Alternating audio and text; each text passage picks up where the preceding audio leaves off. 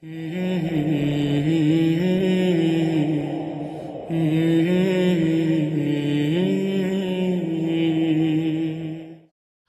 role does expectation play in marriage? And I say that it plays a huge role. And there's a dichotomy of expectation. On the one hand, there's this very unrealistic fairy tale expectation. And, children growing up with these kind of fairy tales of, being swept off their feet and marrying someone, marrying Prince Charming and living happily ever after creates a very unrealistic expectation. Also, all these love stories about being romance really leads a lot of, especially females, to have very unrealistic standards in the marriage. And when they have that expectation, then they are very likely to be disappointed.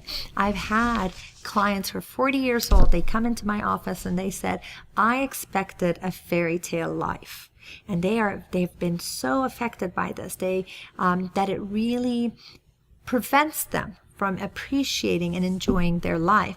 Now, then there's the other extreme. The other extreme is when people have a real negative, pessimistic view on marriage, and as a result of maybe divorce, maybe seeing their parents fighting, maybe seeing everyone around them getting married and getting divorced. And so they start seeing marriage as an imprisonment. They feel that it takes away their freedom and it's a pain. And sometimes you see women, when they get together, they sit there and they're bashing their husbands and complaining. And this is a really negative view of marriage and the expectation. So if you have that expectation, you're going into the marriage thinking that you are imprisoned, how's that going to affect you? How are you going to feel about being imprisoned until you die? It's a terrible negative view to have.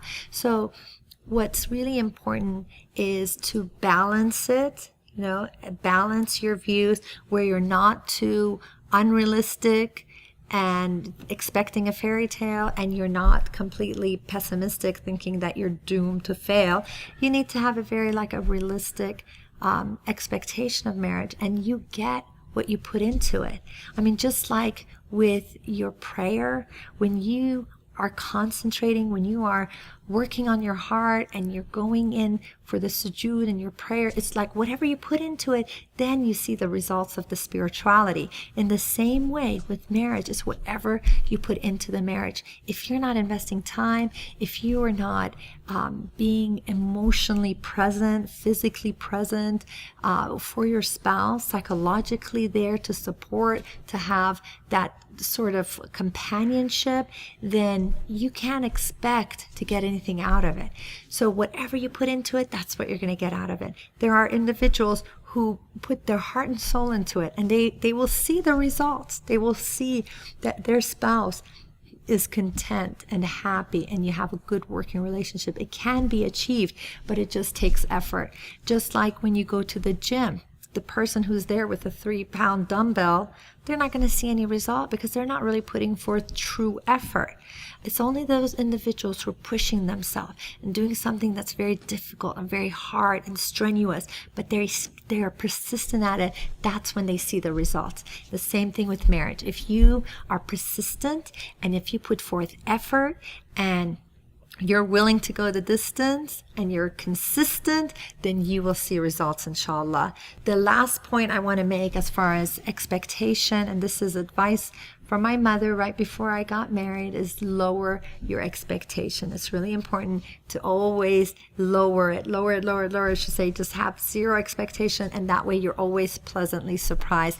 And this has guided me so much in dealing with people, in dealing with my in-laws, with my husband, that whenever I'm about to have a lot of expectation, like, oh, I would like them to do this or do that, I just start lowering it, and then I'm pleasantly surprised. And if we train ourselves to do that, then we set ourselves up for happiness rather than set ourselves up for disappointment. So I hope that we can all reflect on what kind of expectations we have. Are they realistic? Are they too negative? Do we need to adjust our expectation? And then we need to lower the expectations so that we're not having unrealistic demands from our spouse. And once we do that, then we can have a more compatible relationship. We can have a more harmonious relationship.